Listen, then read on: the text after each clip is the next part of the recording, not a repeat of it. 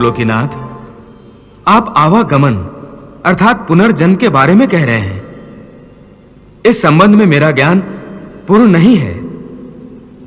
यदि आप पुनर्जन्म की व्याख्या करें तो कृपा होगी।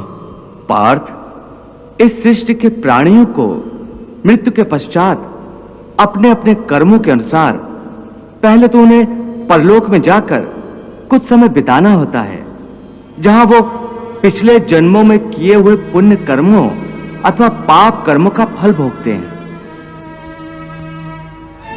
फिर जब उनके पुण्यों और पापों के अनुसार सुख दुख को भोगने का हिसाब खत्म हो जाता है, तब वो इस मृत्यु लोक में फिर से जन्म लेते हैं। इस मृत्यु लोक को कर्म लोक भी कहा जाता है, क्योंकि इसी लोक में प्राणी को वो कर्म करने का अधिकार है जिससे उसकी प्रारब्ध बनती है।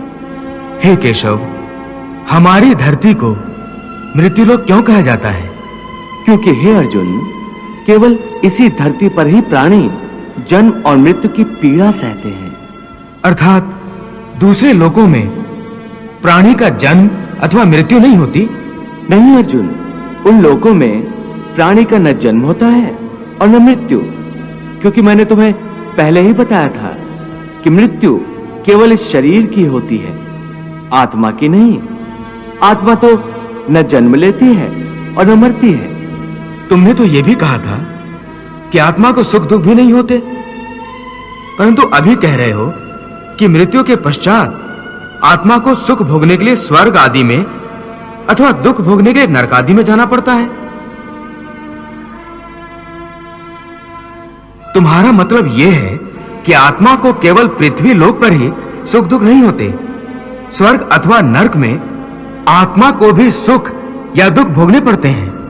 नहीं अर्जुन, आत्मा को कहीं किसी स्थान पर या किसी काल में भी सुख दुख छू नहीं सकते, क्योंकि आत्मा तो मुझ अविनाशी परमेश्वर का ही प्रकाश रूप है।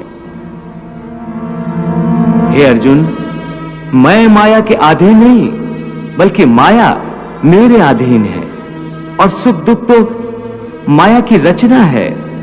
इसलिए जब माया मुझे अपने घेरे में नहीं ले सकती, तो माया के रचे हुए सुख या दुख मुझे कैसे छू सकते हैं? सुख दुख तो केवल शरीर के भोग हैं, आत्मा के नहीं।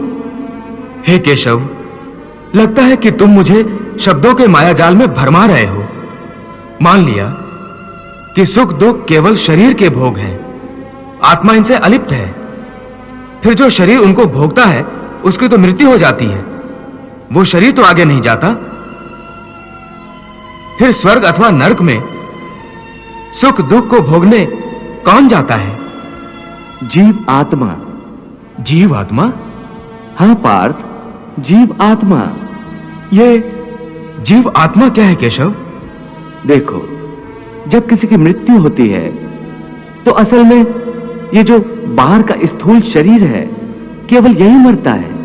इस स्थूल शरीर के अंदर जो सूक्ष्म शरीर है वो नहीं मरता।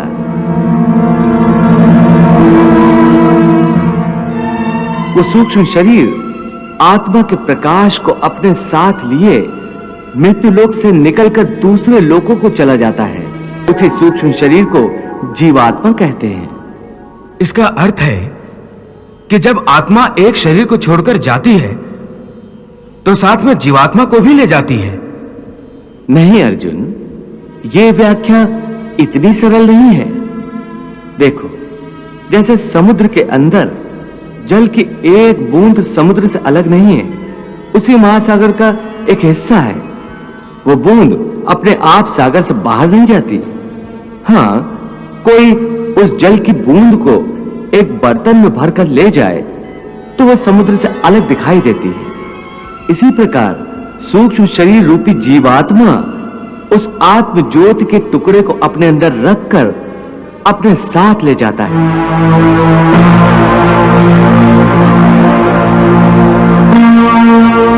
यही जीवात्मा की यात्रा है, जो एक शरीर से दूसरे शरीर में, एक योनि से दूसरी योनि में विचरती रहती है। हे अर्जुन, जीवात्मा जब एक शरीर को छोड़कर जाती है तो उसके साथ उसके पिछले शरीर की वृत्तियां, उसके संस्कार और उसके भले कर्मों का लेखा जोखा अर्थात उसकी प्रारब्ध सूक्ष्म रूप में साथ जाती है।